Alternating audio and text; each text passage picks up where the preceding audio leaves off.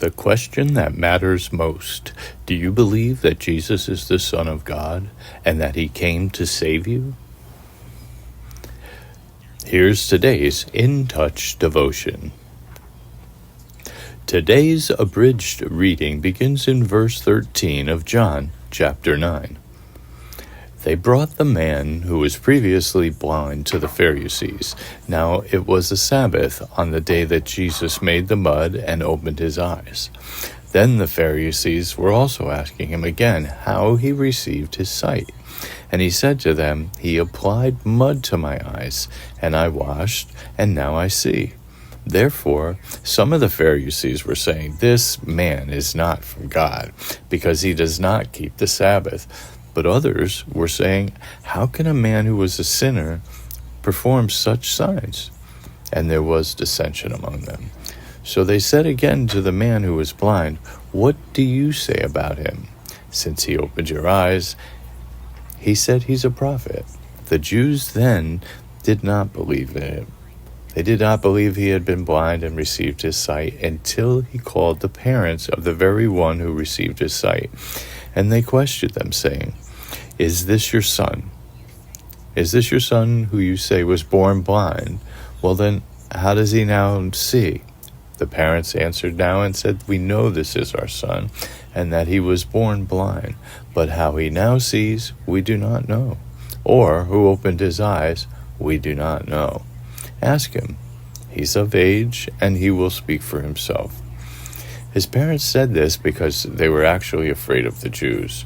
So for a second time they summoned the man who had been blind and said to him, "Give glory to God. We know that this man is a sinner."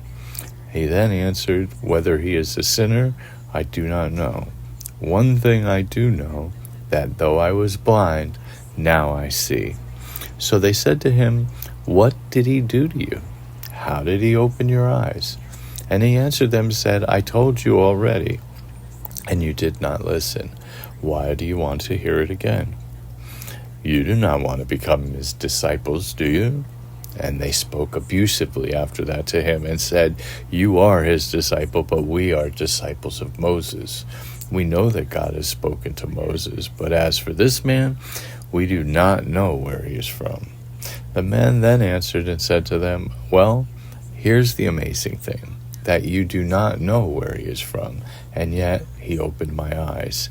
We know that God does not listen to sinners, but if someone is God-fearing and does his will, he listens to him.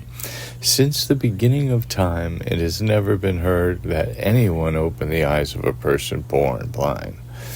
If this man were not from God, he could do nothing." They answered him, "You were born entirely in sins, and yet you're teaching us?" So they put him out, and Jesus heard that he put them out. And upon finding him, he said, "Do you believe in the Son of Man?" And he answered by saying, "And who is he, sir, that I may believe in him?" Jesus said to him, "You have both seen him, and he is the one who is talking with you." And he said, "I believe, Lord," and he worshipped him. In yesterday's devotion, we discussed the man who was born blind and how he faithfully repeated the story of his healing. Many were amazed, but some likely didn't believe his words, and others were actually hostile towards him. The man was brought before the Pharisees and interrogated twice. He shared how Jesus had healed him with mud applied to his eyes. But then the religious belief asked another question. "What do you say about him?" He responded boldly, "He is a prophet." His parents were called before the council, but they refused to answer any queries. However, that didn't stop the man whose sight was restored. When he was questioned again, he did not falter. In fact, he began to cross-examine those supposedly wise men. But there was one final question for him to answer after being cast out by the Pharisees. The man born blind once again met Jesus, who asked, "Do you believe in the Son of Man?" To this he said, "I believe, Lord." The healing, the explanations, the questions, all of it led to one simple statement of faith. May those of us who are believers learn a lesson from the steadfast soul about how best to use our own stories.